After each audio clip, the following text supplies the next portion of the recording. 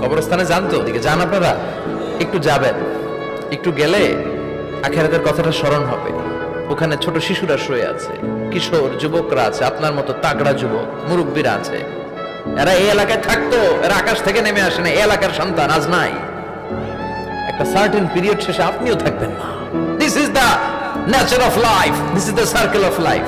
ছোট্ট শিশু হয়ে এসেছিলেন, শৈশব, কৈশোর, যৌবন, প্রৌঢ়ত্ব। আগে ছিলেন সিঙ্গেল, বিয়ে করে হয়ে গেলেন ডবল।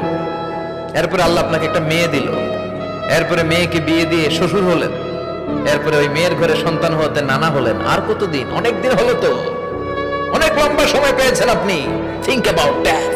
এবার যাওয়ার কথা ভাবেন, আখিরাতের সামানের কথা ভাবেন, ফিরে যেতে হবে। কি শক্তিশালী যুবক, বার্ধক্য চলে আসলে লাঠি ছাড়া চলতে পারে না। কুচকুচে কালো দাড়ি সাদা হয়ে যায়, দাড়ির শুভ্রতা, বয়সের ভার, রং ধরা যৌবন জং ধরে শেষ, ঠিক কিনা?